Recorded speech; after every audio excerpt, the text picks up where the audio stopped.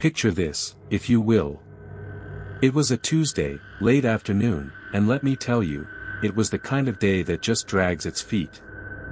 15 executive assistants had already tried and failed to last even a month supporting Eleanor Vance, the CEO of Veridian Spire Innovations.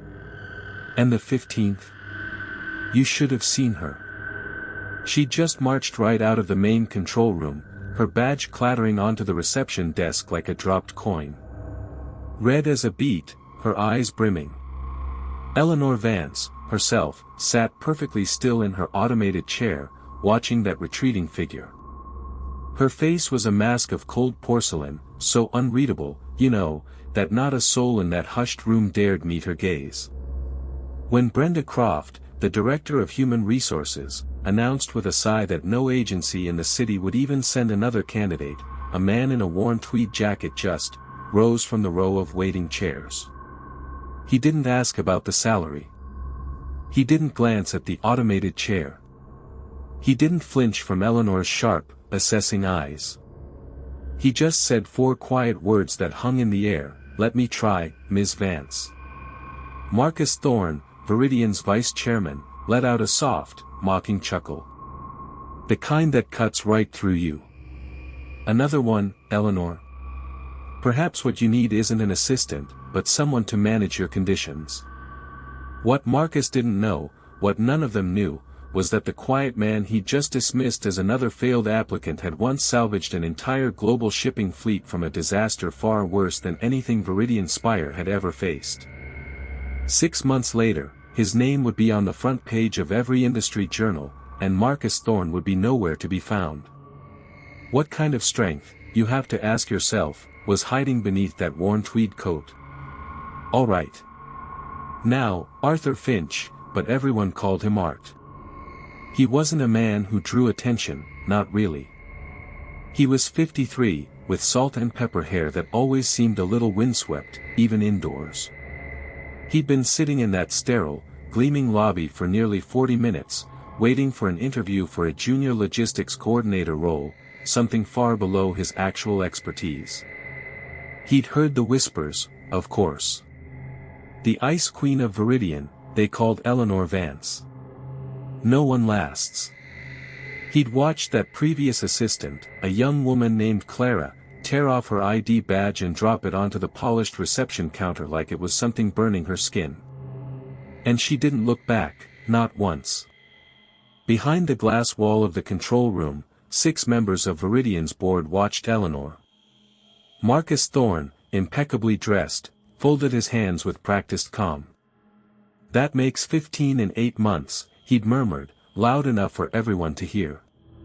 Brenda Croft, with her perfectly coiffed hair and a voice dripping with false sympathy, had added that every staffing firm in the greater metro area had blacklisted Veridian Spire. The rumor of Eleanor Vance's impossible standards had spread like wildfire. Nobody wanted to be number 16. That's when Art stood up. He smoothed the lapels of his old tweed jacket, a garment that had seen him through more than a few tough spots, let me tell you. He walked toward the control room door before anyone could stop him. He said only this, "I haven't worked as an executive assistant before, but I know how to keep an operation from falling apart. Let me try." The laughter that followed was sharper this time, a cold, brittle sound. Brenda Croft glanced pointedly at the frayed cuffs of his jacket. "Mr. Finch, you're clearly unqualified for this level of executive support." Marcus Thorne smiled, the kind of smile that finds the whole scene entertaining, a minor diversion. He just couldn't help himself. But Eleanor Vance didn't smile. She studied Art the way she studied a complex system diagram, looking for a hidden flaw, a structural weakness. Then she asked him to step inside. She wanted to know why he believed he would last longer than the 15 who came before him. Art answered her, his voice steady. "I don't yet know, Ms. Vance, whether those 15 quit because of you, or because of something happening around you that had nothing to do with you at all." The room went silent in a way it hadn't been silent all morning. Eleanor slid a 7-day trial contract across the table. One serious mistake, she told him, and he would be gone before the week ended. Art signed without reading past the second paragraph. Just like that. Now, you have to understand Art Finch. He carried a small, worn brass compass in his pocket. Not one of those fancy, newfangled ones, but an antique, solid and heavy. It wasn't for direction, not really. It was for remembering, he always said, which way was true north. He'd carried it ever since his days as the head of logistics and safety for OceanLink Freight, a massive global shipping firm. Art had been the man who kept entire convoys moving, anticipating every snarl in the supply chain, every potential hazard. He was the one who, 5 years ago, had uncovered a catastrophic flaw in OceanLink's new automated cargo restraint system. Warnings had been buried by senior management to rush a massive contract. Art had blown the whistle. It cost OceanLink tens of millions, forced a full system overhaul, and earned him a quiet blacklisting across the industry. No one wanted a man who put safety ahead of profit margins, not when it hurt their bottom line. He'd been forced to take contract work, odd jobs, anything to keep his son, Leo, in college. Leo, his whole world, was finishing his second year at the state university, studying engineering. Art still checked his phone every night, waiting for that short text confirming Leo had made it back safely to his dorm. The quiet rejections from job applications, the ones that never gave a reason. Those were the hardest. They felt like being erased. He carried that lesson with him now, folded away like a spare key. A man's reputation, he'd learned, could be dismantled by people who never had to look him in the eye while they did it. That evening, when he was handed the company tablet, the first thing Art noticed was that Eleanor's calendar for tomorrow listed 3 critical system checks at the exact same hour in 3 different remote hubs across the country. One of those entries, a crucial diagnostic for the new Sentinel Initiative automated warehouse, had been edited only minutes before Clara had walked out in tears. It was as if someone had been waiting for the perfect moment to let Eleanor's entire day collapse. The city outside was still gray and half asleep when Art woke the next morning, but he had never been the kind of man who trusted a new job to sort itself out on the first try. He made coffee in a chipped mug, checked on Leo's class schedule out of habit, even though his son wouldn't be calling for hours. Whatever waited for him at Veridian Spire Innovations, he told himself, it could not be worse than the long stretch of silence he had spent applying to jobs that quietly rejected him without explanation. He arrived at the Veridian Tower long before the building's lights fully came on. He didn't touch the calendar right away. Instead, he pulled the edit history. He checked who held access permissions, cross-referenced the confirmation emails against the version Eleanor had originally approved. What he found troubled him. The chaos in her schedule wasn't the residue of Clara's incompetence. Someone had been quietly altering confirmed system access times and locations after the fact, again and again, for months. It was subtle, deniable. A minor delay here, a misplaced alert there. Nothing major enough to be a firing offense, but enough to make Eleanor look perpetually behind, perpetually struggling. He moved 2 of the system checks to later in the day, arranged for a secure remote access for the diagnostic that mattered most, and prepared backup protocols for the one critical system check he couldn't fully protect. When Eleanor arrived, Art didn't rush to push her automated chair or throw open doors before she asked. He simply said, "Would you like me to pre-authorize the remote system access, Ms. Vance, or should I stay beside you for the local diagnostics?" The question caught her off guard. Most people either did everything for her without being asked, or they pretended not to notice her chair existed at all. Art let her decide. He noticed, within minutes, that the main corridor leading to the primary control room had been subtly blocked by rolling equipment carts. And rather than quietly rerouting her through the service hallway, the way Brenda always suggested, he had the carts cleared from the main path immediately. He told the facilities team, his voice calm but firm, "This is the chief executive's access route, not a special accommodation. The office at that hour smelled of fresh carpet glue and cold coffee left over from the night before. The silence of the empty floor gave Art the strange sense that the building itself was holding its breath, waiting to see whether he would last the week. He walked every main corridor twice before anyone else arrived, memorizing exits, automated doors, and the exact width of the pathways Eleanor would need to pass through. It wasn't sentimentality that drove him to do it. It was the same instinct that had once made him check every fire door in a warehouse with thousands of square feet of cargo, long before anyone thought to ask him to.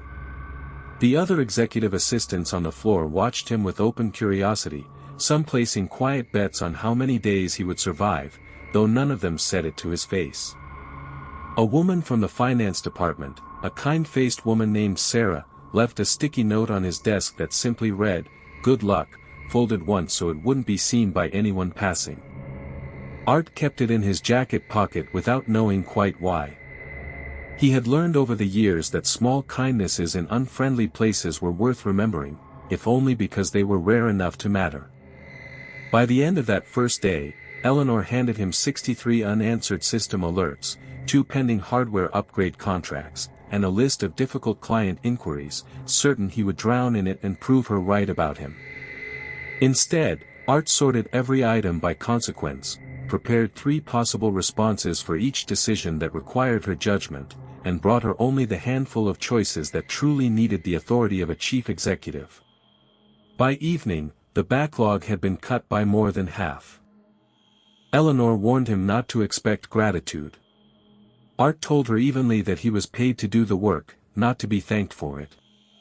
She studied him for a moment longer than the exchange required, as though trying to locate the trick hidden somewhere in his calm. There was none to find, and that fact seemed to unsettle her more than any argument could have. 15 people had come before him promising competence and delivering excuses, and she had learned to expect the gap between the two. Art simply closed his laptop, said good night, and left the gap unfilled by anything except the work itself. She watched him work that evening with the weary attention of someone who had been disappointed too many times to relax. Her pen tapped once against the arm of her chair whenever he moved faster than she expected. There was no warmth in it yet, only the grudging recognition that he had not once asked her to slow down for his sake. You know, Eleanor wasn't one to give credit easily. Not even to herself, most times. But she watched him, Art, close up his laptop that first night, and she felt something new. Like a silence where there used to be a problem. That was about the closest she could get to appreciation. She'd told herself he was just an old man, a placeholder, someone to churn through till she found a real assistant. But he didn't act like a placeholder. Not a bit. And you just knew she wouldn't make it easy on him. She walked in that morning, early, the scent of her usual Earl Grey tea already filling the office, a faint whisper of citrus and bergamot. Art was already there, too. His suit jacket was hanging neatly over the back of his chair, a crisp white shirt, cuffs rolled back just once. He was looking at a spreadsheet on his screen, some kind of inventory report, and the only sound in the whole executive suite was the quiet click of his keyboard. Not a single person in the office yet, just the two of them, the morning light cutting long shadows across the polished concrete floor. "Morning, Art," she said, her voice clipped, professional. She watched his shoulders for any sign of a flinch, a jump. Nothing.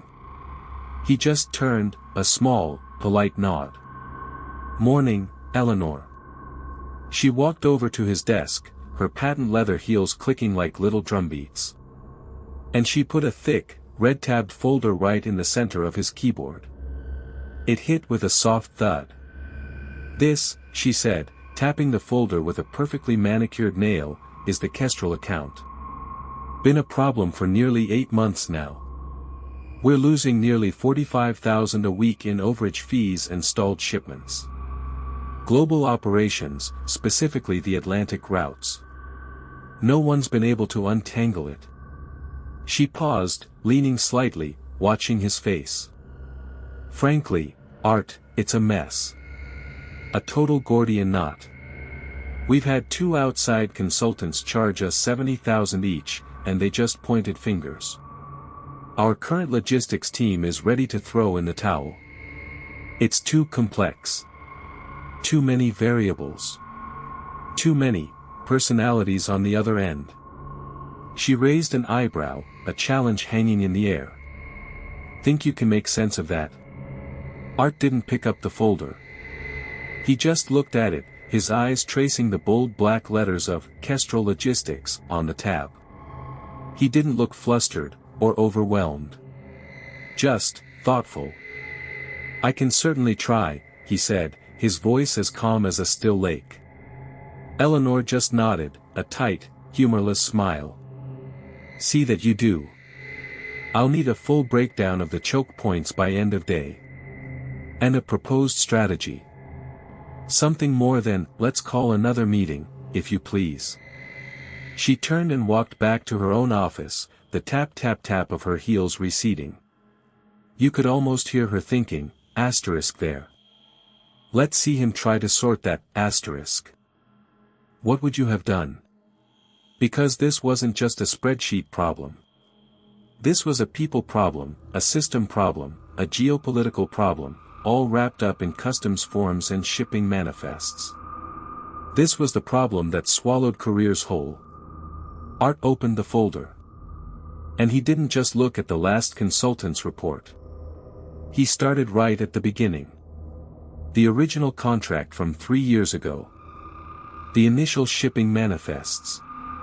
The chain of custody logs from every port of call. He was building the puzzle piece by piece, not just looking at the picture on the box. Around 10 o'clock, the office filled up. Sarah from finance, the one who'd left the sticky note, brought him a fresh cup of coffee, a small, kind gesture in the buzzing room. She just placed it on his desk, her fingers brushing his sleeve. Hang in there, Art, she whispered. He gave her a small, grateful smile. He knew she meant it. He thought about that sticky note, still folded in his jacket pocket, a quiet anchor. He worked through lunch, something Art hadn't done the day before. He didn't even notice the sandwich Eleanor's assistant, Peter, had left on the corner of his desk until late afternoon. He was too deep. Too focused. Then, around 3:30, you could hear him.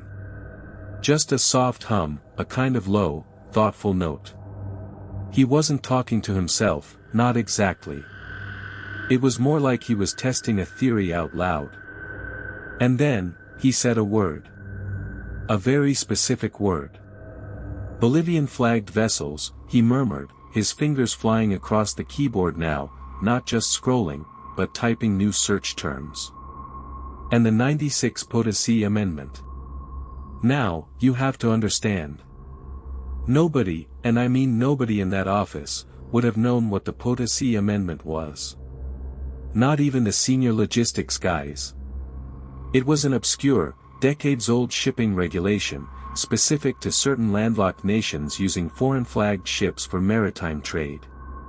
It had nothing to do with modern digital logistics platforms, the kind everyone used now. It was something only someone with a very particular, very old-school background in international shipping and maritime law would have known. Someone who'd learned the trade when cargo was still tracked with paper ledgers and rotary phones. Eleanor's office door was open. And her pen, it tapped once. Then twice. She hadn't heard the whole sentence, not really. But she'd caught the tone. The certainty. And the speed with which he was now working. He wasn't just reading. He was solving. And whatever that Potosi Amendment was, it sounded like it came from a different era entirely. An era she knew nothing about. By 4:45, Art stood at her door.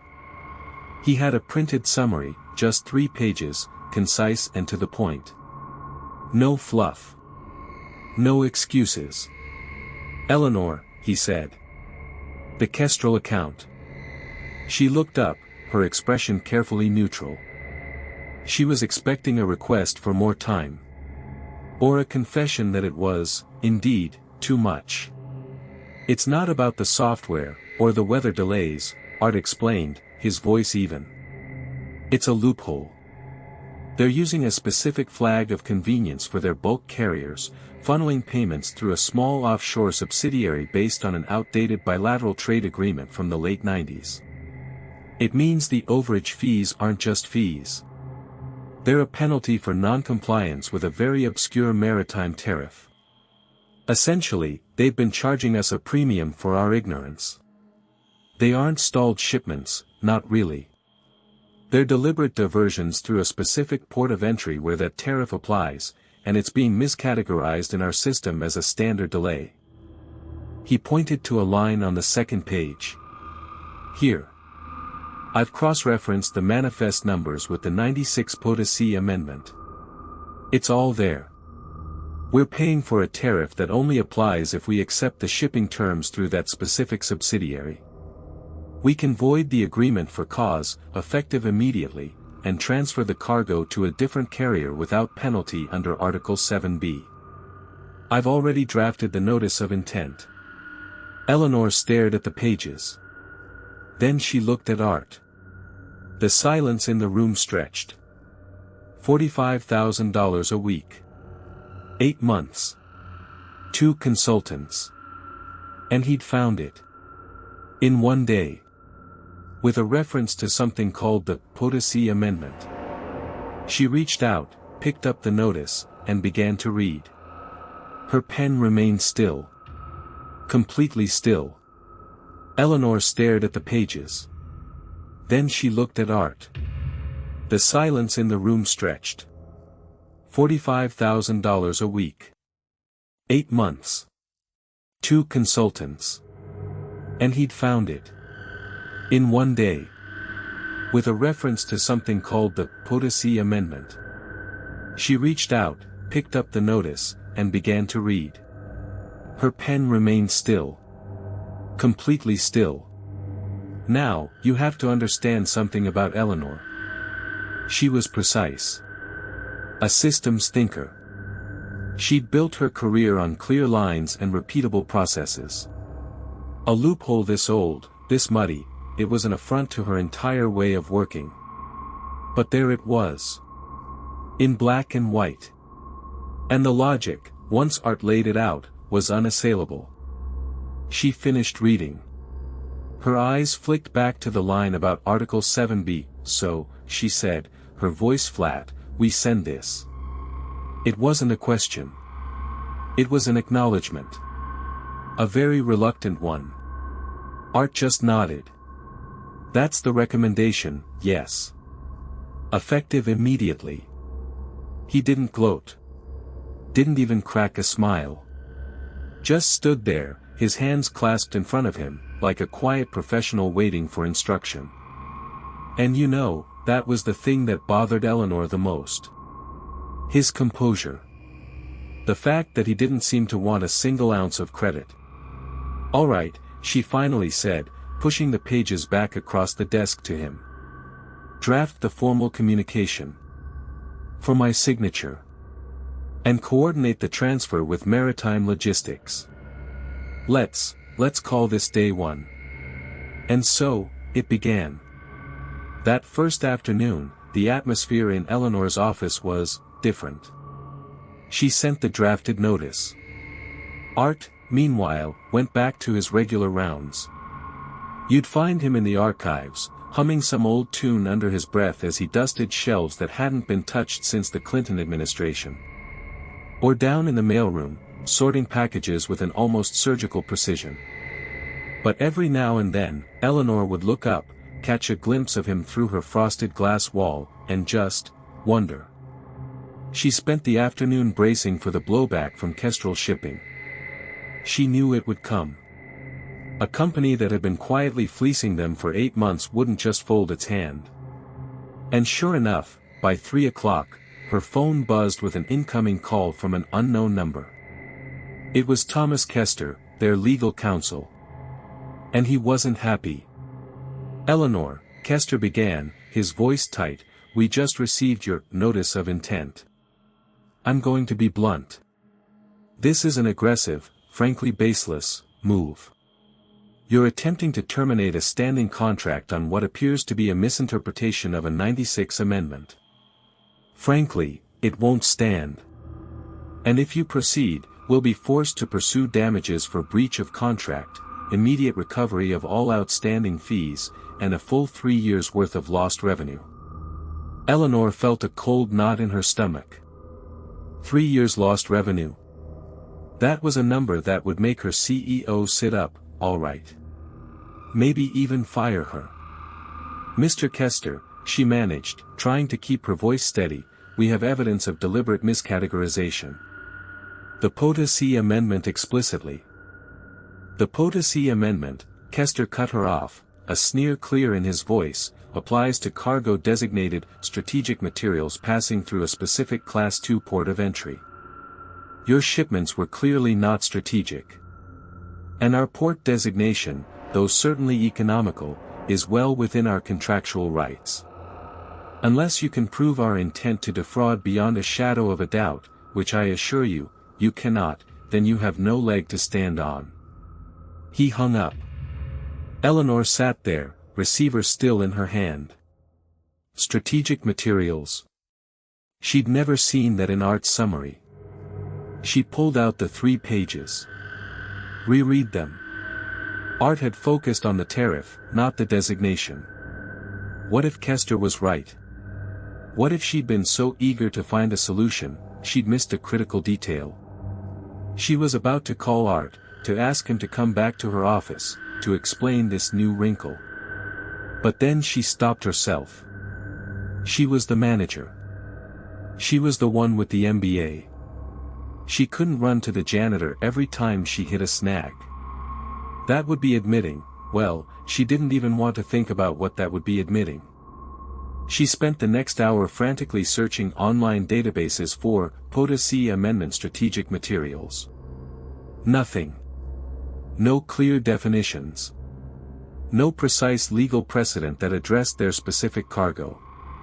Just a lot of dense, conflicting legal jargon. She felt the pressure building. What if Kester was right? This could backfire spectacularly. Just then, Art wheeled his cleaning cart past her office door. He wasn't looking in, just moving with that quiet, rhythmic efficiency. But as he passed, he paused, just for a breath, near the old oak filing cabinet that sat outside her door. She watched, almost without thinking, as he reached into his pocket and pulled something out. It was that crumpled photograph. The old fishing trawler. The salty dog. He ran a thumb over the worn edges, his brow furrowed in thought, then slipped it back inside. He kept moving. Eleanor leaned back in her chair. The boat. The sea. The POTA-C amendment, that obscure maritime tariff. There was a connection there, she was sure of it. Art had lived this stuff.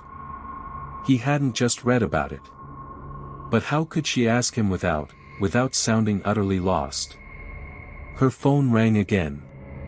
It was Mr. Henderson, the CEO. Eleanor, he said, his voice unusually calm, which meant he was actually furious. I just got a very unpleasant call from Thomas Kester. He's threatening a lawsuit. A big one. Can you tell me exactly what's going on with this POTA-C business? Eleanor swallowed. Yes, sir. I'm just reviewing a counterpoint Kester raised. She hated how weak that sounded. He's claiming our cargo doesn't meet the strategic materials designation required for the amendment to apply. There was a silence on the other end. A very long silence. And does it? Henderson asked, his voice now dangerously quiet. Eleanor didn't know.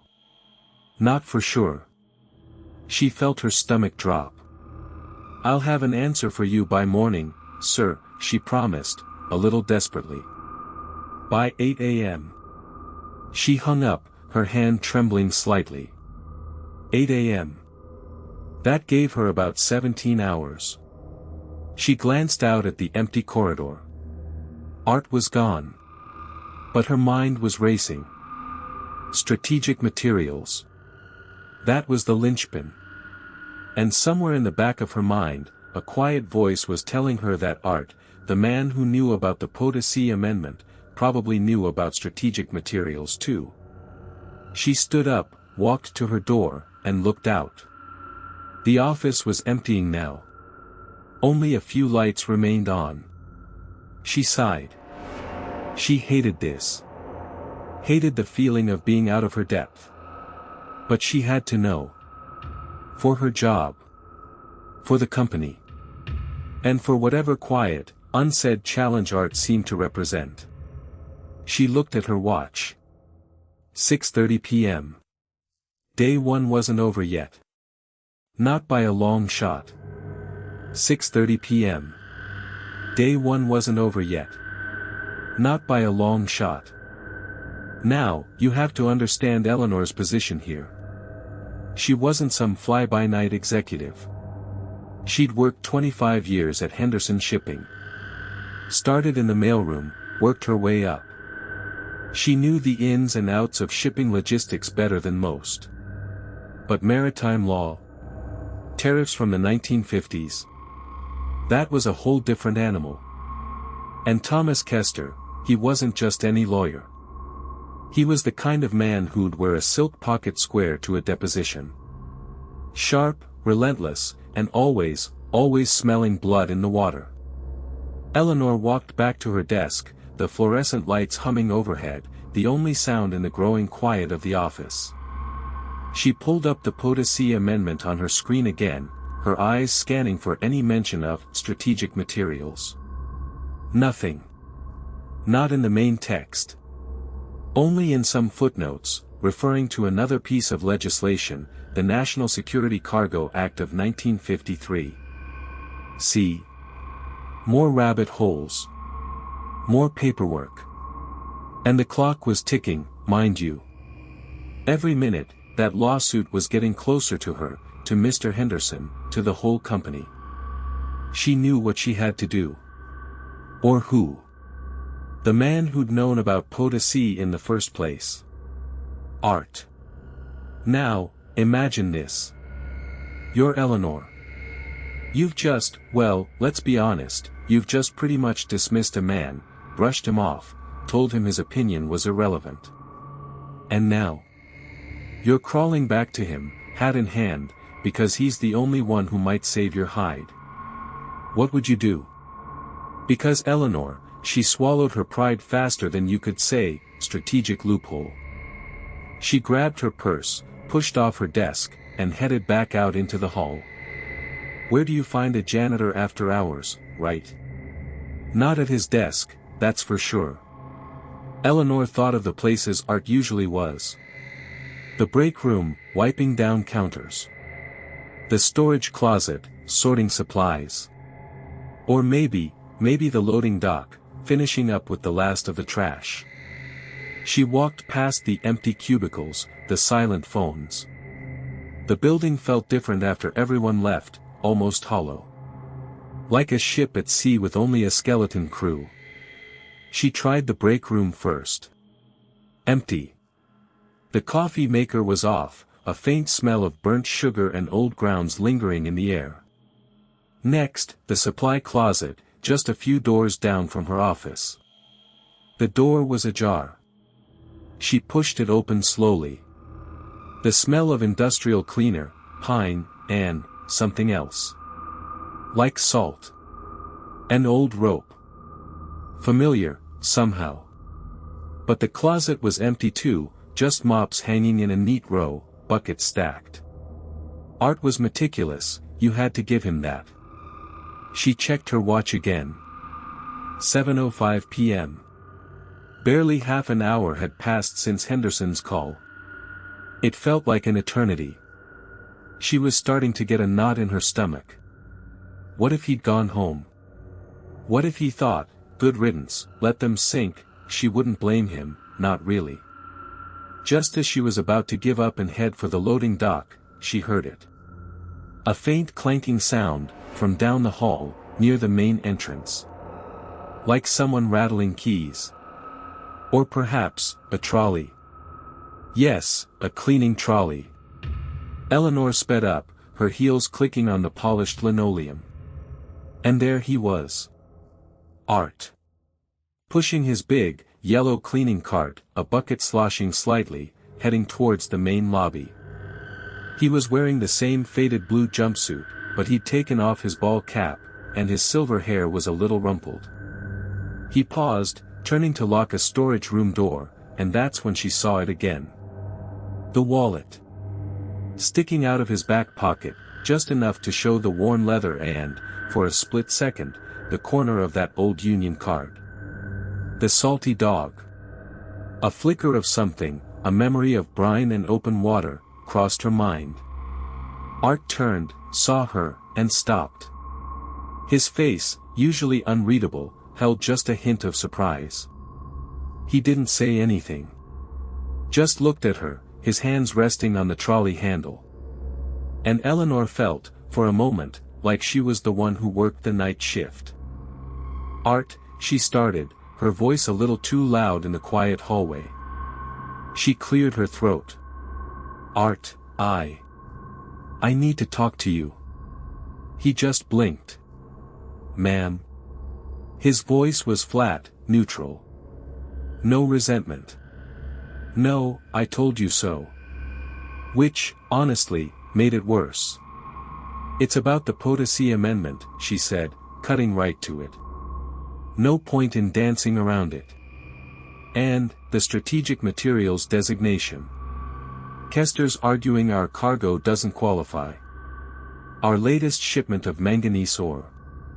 Art slowly straightened up, pushing his trolley just a hair forward.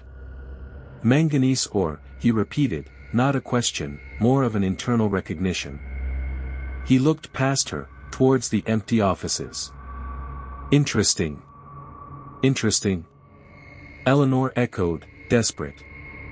Art, if we can't prove it's strategic, the tariff doesn't apply.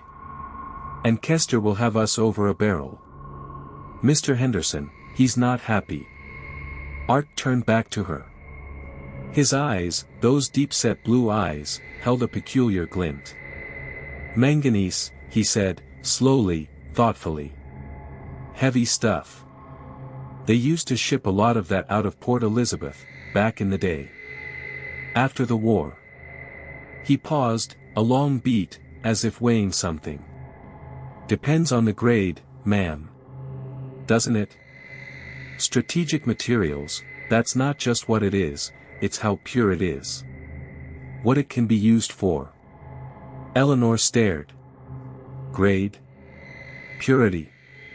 She just assumed manganese was manganese. Another layer. Another complication. But it also sounded specific. Purity, she managed. What kind of purity? Art gave a slight, almost imperceptible shake of his head. Well, for certain applications. Like high-strength alloys. Ship hulls, for example. Or, munitions.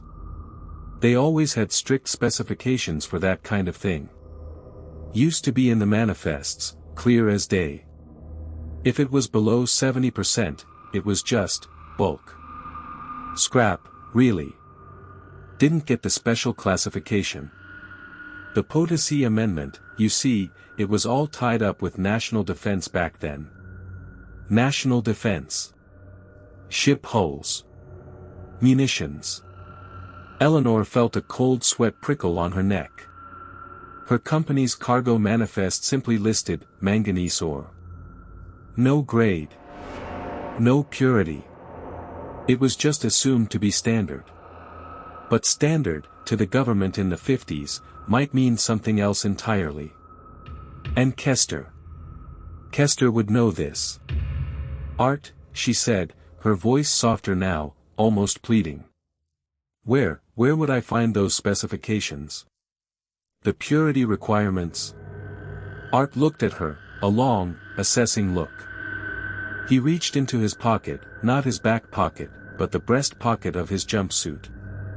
He pulled out a small, folded piece of paper. Not the union card. This was different. A faded, yellowed scrap, creased many times over. He held it out to her. "This might help, ma'am," he said, his voice quiet. "This is an old port regulation from '54. Section 3B outlines the acceptable purity for strategic manganese shipments at the time." He paused. "For the salty dog's usual route, anyway." Eleanor took the paper. Her fingers brushed his, and she felt the roughness of his skin. The paper itself felt thin and fragile, like it might crumble. The salty dog again. He knew the routes. He knew the regulations. She looked at the faded typewritten text, almost illegible in places. This was it. The lead she desperately needed. And he'd just handed it to her. "Thank you, Art," she said, genuinely. She looked up at him, but he was already turning, pushing his cart silently down the hall, the clanking of the bucket fading with each step. He didn't look back. Eleanor stood there, alone in the quiet hallway, the old piece of paper clutched in her hand. The air still smelled faintly of salt. It was 7:30 p.m. Day one was getting longer, and the deadline was looming. But she had a thread to pull. And a new, profound sense of respect for the quiet man who just swept the floors. By 8:15 that evening, the main administrative wing was entirely dead except for the low, buzzing hum of the overhead fluorescent lights. Now, if you've ever worked past 8 o'clock in an office where the air conditioning gets shut off at 5, you know that heavy, still heat that sets in. That stale coffee smell lingering in the carpet. Eleanor was back at her desk, that faded yellow scrap of paper sitting right beside her telephone. Section 3B. She had drawn 2 small pencil lines under the word Strategic Manganese Purity Standard, reading them over and over until the text practically burned into her eyes. And then, right on cue, the double doors at the end of the hallway burst open. It wasn't Art this time. It was Julian Kester. And Kester wasn't alone. He had brought 2 young, sharp-suited corporate attorneys down from the downtown office, guys in $3,200 suits who looked like they hadn't seen a sun ray in 5 years. Kester held a thick, navy blue folder under his arm, his wingtips clicking hard against the linoleum. He didn't knock. He just pushed her office door open, stepping right into her space. "Eleanor," Kester said, not even bother to sit down. He took off his gold-rimmed wire spectacles and began polishing them with a silk handkerchief. "I figured you'd still be lingering around, wringing your hands over the manifest." "It's 8:20, Julian," Eleanor said quietly. Her voice was steady, even if her heart was knocking against her ribs. "What are you doing here?" "Saving you from an extremely expensive mistake," he said. He dropped the heavy blue folder onto her desk, right on top of her ledger. "That's an emergency lien on Harbor Bay 14. Filed 30 minutes ago through the county clerk's after-hours portal. As of 6 o'clock tomorrow morning, day 2, your entire 42,000-ton manganese shipment is legally impounded by the state." What would you have done right then? Because Eleanor didn't flinch. She just looked at that blue folder. "On what grounds, Julian?" "Environmental hazard," Kester said smoothly, landing a soft, cold smile. "Unclassified heavy mineral mass without updated purity certs. You know as well as I do that modern code requires 94% elemental density. If your cargo doesn't meet that by 8 a.m. tomorrow, the Port Authority seizes the vessel, sells the hull for scrap value, and assesses your company a $412,000 penalty for hazardous berth storage." He leaned over her desk, resting his palms on the polished mahogany. "You don't have 94% purity, Eleanor. You have raw ore from an uncertified South American pit. You're done. Hand over the bills of lading, let my group handle the liquidation, and maybe, just maybe, we don't scrub your name off the company letterhead by noon. A classic corporate squeeze. Run the clock out down to 10 hours, drop a legal injunction after business hours, and force a panicked surrender before sunrise. Eleanor looked down at the desk. Her hand moved 2 inches to the left, resting her knuckles right beside that tiny, creased piece of paper Art had handed her in the corridor. Section 3B, she said, her voice barely louder than a whisper. Kester let out a short, bark of a laugh. Excuse me. Port Regulation of 1954, she said, unfolding the paper very slowly so the delicate seams wouldn't tear. Section 3B, ships carrying defense-classified heavy minerals originating from potassic routes hold a perpetual grandfather exemption from elemental density retesting. Provided. She paused, looking up at Kester's young, slick lead lawyer. Provided the original harbor bill carries a dry stamp from the Federal Maritime Commission. The slick young lawyer blinked. He frowned, looking at Kester, then at Eleanor. That regulation was superseded in 78. Was it? A voice called out from the doorway. All 4 of them turned. Art was standing in the doorway, holding a yellow mop bucket and a long wooden handle. He looked tired. He wore that dark blue jumpsuit with the gray canvas collar, a faint smudge of graphite across his left cheek. It was amended in 78, son, Art said, his voice slow and dry as dust. He didn't come into the room, he just leaned against the doorframe. Resolution 88A, exemptions under defense purity contracts remain tied to the hull, not the year. You want to impound the salty dog, frayed, you have to file a Form 109C with the regional auditor in Seattle. And his office closed at 4 p.m. The young attorney stopped. His face went completely pale. He reached into his leather briefcase, pulled out a tablet, and his fingers started flying across the screen, searching the old state maritime archives. Who is this guy?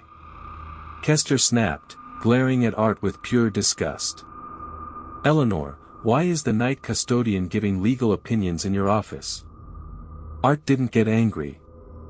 He didn't raise his voice. He just looked at Kester's gold watch, then down at his own plain black wrist strap. It's 9:10 p.m., Mr. Kester, Art said quietly. You've got 10 hours and 50 minutes before the Port Commission opens its morning session on day 2. If I were you, I'd stop looking at her desk and go look at box 409 in the lower basement vault. If the dry stamp on that original 1954 bill is still intact, your lien isn't worth the blue paper it's printed on. Art turned around without another word, squeaking his mop bucket back down the hall into the darkness. Kester stared after him, then turned back to Eleanor, his jaw clamped so tight you could see the muscle twitching under his ear. This is ridiculous. You're taking advice from a man who cleans toilets. I'd go check box 409 if I were you, Julian, Eleanor said softly, taking her reading glasses off. 9 hours and 40 minutes until the morning bell. Get moving. Now, you gotta understand, Julian Kester wasn't a man who liked being told what to do, especially not by someone in a worn jumpsuit. But that mention of Seattle, the Form 109C, and box 409, it was too specific. Too precise. His face was still pale, you remember, but that flicker of pure indignation. It started to morph into something else. Fear, maybe. Or just pure, unadulterated annoyance at being caught off guard. 9 hours and 40 minutes, Eleanor repeated, her voice soft, but firm as the iron railing on an old ship. Better get moving, Julian. And he did. You could hear his expensive leather shoes clicking down the hall, then the whir of the old elevator grumbling its way down to the sub-basement. What would you do in his shoes? A man like Kester, used to sleek offices and digital archives, suddenly hunting for a physical box in a forgotten vault, on the word of a night custodian. It must have felt like a joke. Down in that basement, it was something else entirely. Not like the polished halls upstairs.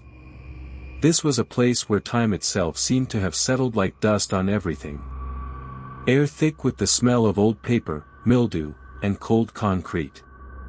Julian Kester, with his Italian suit jacket draped over his arm, picked his way through stacks of decaying ledgers, past shelves that sagged under the weight of forgotten history. He found the vault door, a massive, riveted thing, painted a peeling battleship gray. He fumbled with the combination lock, muttering under his breath, probably cursing Art's name with every click.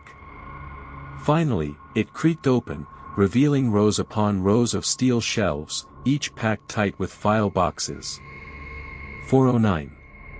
He scanned the labels, his eyes stinging from the dry air, his hands already smudged with fine grit.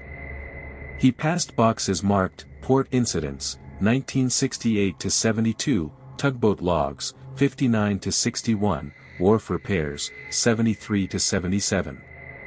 These weren't digital files.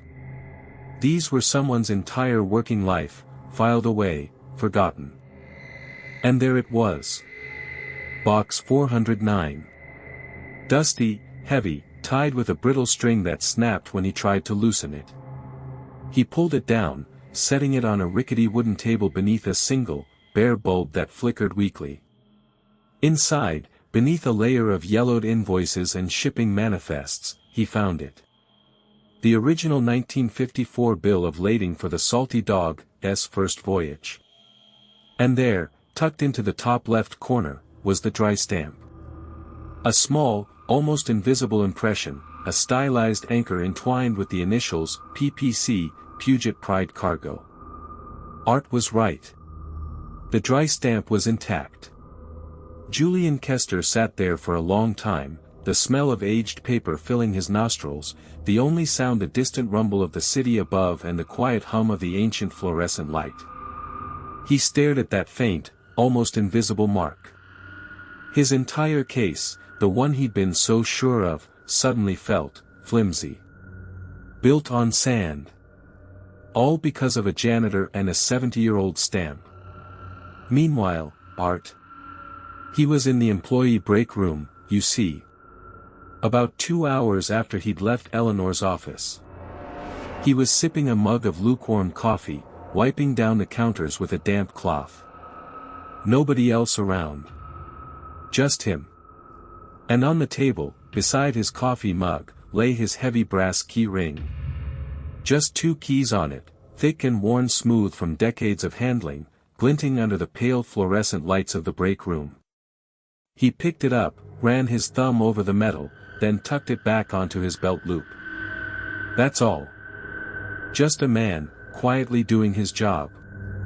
By the time Julian Kester emerged from the basement, his suit jacket rumpled, a streak of dust on his cheek, the first hint of gray was touching the sky outside. He'd barely slept a wink. He had the original bill of lading clutched in his hand, a printout of Resolution 88A, and a new, unsettling respect for Art. 7:30 a.m. The Port Commission Chambers. Not a grand hall, but a functional room with a long oak table, worn leather chairs, and framed photos of old ships on the walls. 3 commissioners sat waiting. Mr. Henderson, the chairman, a man with a booming laugh and a salt and pepper beard. Ms. Tanaka, sharp as a tack, always dressed in sensible skirts.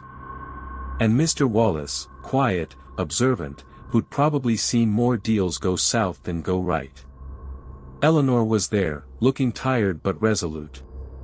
Kester strode in, looking like he'd wrestled a badger, but with a strange glint in his eye. He laid the old bill of lading on the table.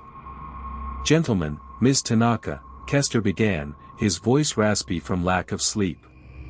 "My office has acquired new information regarding the impoundment of the Salty Dog's cargo." He explained Resolution 88A, the exemption tied to the hull, not the year. He referenced the need for a Form 109C. He even held up the 1954 bill, pointing out the faded PPC dry stamp. It was all there. Art's words, straight from the custodian's mouth, now being recited by a high-priced attorney. Mr. Henderson leaned back, a frown deepening on his brow. Mr. Kester, your initial filing yesterday was quite definitive. You seemed entirely confident in your interpretation of maritime law. Ms. Tanaka, ever astute, narrowed her eyes. And now, overnight, you've suddenly unearthed this, specific amendment. And an original bill of lading from the mid-50s? That's quite a research sprint, Julian. She paused, then added, did this information come from a new associate? Kester's face flushed a deep red. He wouldn't look at Eleanor. He cleared his throat. My team worked through the night, Ms. Tanaka. It was a comprehensive review of the archives. He stumbled over the lie, you could hear it in his voice. Eleanor just watched him, a faint, almost imperceptible curve at the corner of her lips. She didn't say a word. She didn't have to. Then, Mr. Wallace, the quiet one, spoke up. This Form 109C, Kester. You said it needs to be filed with the regional auditor in Seattle. Is that standard practice for all maritime exemptions under 88A, or specifically for defense purity contracts from that era? Kester froze. He stammered. It's for this type of situation, yes. He knew the what, but not the why. He didn't know the exact procedural nuance that Art, the night custodian, had clearly understood. He hadn't thought to ask, or simply didn't have time. Eleanor, sensing the moment, leaned forward. Mr. Wallace, as I understand it, due to the unique nature of Puget Pride Cargo's original defense contracts back then, the regional auditor was assigned primary oversight for all related exemptions, regardless of later legislative changes. It's a specific historical carve-out. A historical carve-out. Kester's eyes went wide. Art must have told her that, too. Or, she'd known it all along. He couldn't tell. Mr. Henderson tapped his pen on the table. Well, that does change things, doesn't it? He looked at Ms. Tanaka, who nodded slowly. Mr. Kester, it seems your lien, at least on the cargo itself, is indeed nullified by this, historical carve-out. You'll need to refile if you wish to pursue other avenues. The room was silent for a moment. Julian Kester, the slick, confident attorney, had been completely outmaneuvered. Not by Eleanor, not by the commission, but by a night custodian and a 69-year-old dry stamp. He looked at Eleanor, then down at his hands. He'd lost. Publicly. And the debt? It was slowly, procedurally, being collected. The room was silent for a moment. Julian Kester, the slick, confident attorney, had been completely outmaneuvered. Not by Eleanor, not by the commission, but by a night custodian and a 69-year-old dry stamp. He looked at Eleanor, then down at his hands. He'd lost. Publicly. And the debt? It was slowly, procedurally, being collected. But Eleanor wasn't finished. Not by a long shot. She knew the cargo was just the first layer. She knew the real heart of the matter, the real affront, was Kester's arrogant dismissal of Puget Pride Cargo itself, and of every single person who'd built it with their hands and their lives. She looked directly at Ms. Tanaka. Ms. Tanaka, she said, her voice clear, calm, not a tremor in it. Mr. Kester is correct about one thing. Julian Kester flinched, looked up. Eleanor gave him a faint, almost pitying glance. Puget Pride Cargo is in a unique position. Not just because of those long-ago defense contracts, but because of how it was originally established. Mr. Henderson leaned forward, tapping his pen again. What do you mean, Ms. Vance? We have all the corporate records here. Standard incorporation, followed by subsequent acquisitions. Eleanor shook her head, a slow, deliberate movement. That's what the public records show, sir. But Puget Pride was founded in 1948 by a consortium of families, mostly dockworkers and engineers, to build a specific kind of transport for the Navy. It wasn't about shares in the typical sense. It was about stewardship. The original charter, it's a very particular document. She paused, then reached into her worn leather briefcase. The same briefcase she'd carried every day for 40 years. She pulled out a thick, yellowed folder, tied with a faded red ribbon. On the front, in elegant, looping script, was written, Articles of Perpetual Stewardship, Puget Pride Cargo, LLC. Initial filing, November 12, 1948. She laid it on the table. The silence in the room became a heavy, tangible thing. Julian Kester's face had gone from red to an ashen gray. And here's the part that ties back to our little dry stamp, Eleanor continued, her eyes twinkling just a bit. That stamp isn't just for maritime exemptions. It's the official validation mark for all amendments and affirmations to this original charter. My father, and later, were designated as the sole custodians of that stamp, and of this charter, to ensure its terms were always honored. She pointed to a specific clause, near the middle of the document, neatly underlined in red ink that must have been decades old. Article 7, subsection B. It states that in the event of any attempt to dissolve or liquidate Puget Pride Cargo without the unanimous consent of the original stewardship families, or their designated representative, the stewardship reverts entirely to the designated custodian. And any liens, debts, or claims against the physical assets of the company are rendered entirely null and void. Mr. Wallace picked up the document. His brow furrowed as he read. He looked up at Eleanor, a slow, dawning understanding in his eyes.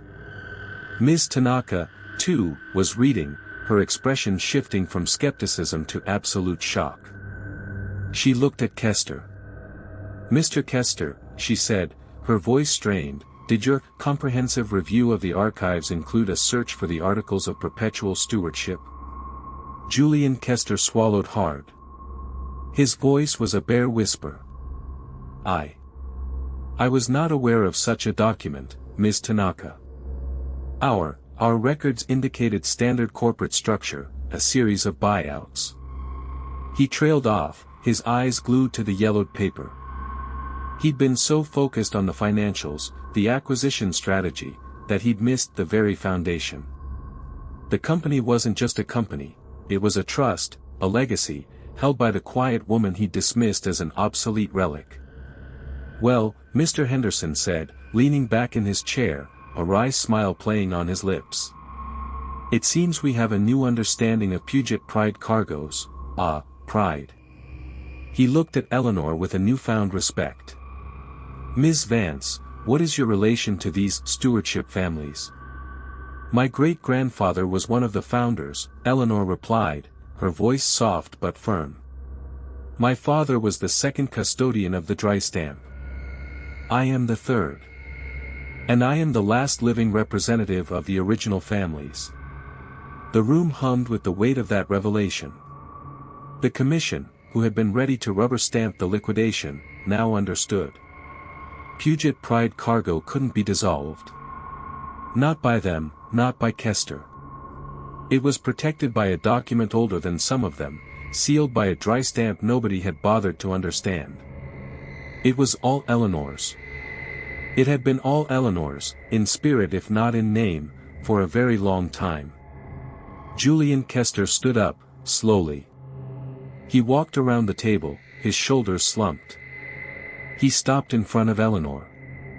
You could hear the tremor in his voice, the raw humility. Ms. Vance, he began, I was wrong. Completely and utterly wrong. My dismissal of you, your knowledge, it was arrogant, it was short-sighted, and it was deeply disrespectful. I offer my sincerest apologies. I see now that Puget Pride Cargo isn't just a business to you. It's Everything. He looked like a deflated balloon. The slick suit seemed too big for him now. Eleanor just nodded, a quiet understanding in her eyes. "Thank you, Julian," she said softly. "I appreciate that." 2 weeks later, the commission held a press conference. Ms. Tanaka stood at the podium, flanked by Mr. Wallace and Mr. Henderson. And, on the far end, stood Eleanor Vance, looking exactly as she always did, in her sensible blue skirt suit, a small, knowing smile on her face. Julian Kester was there too, looking rather subdued in the front row.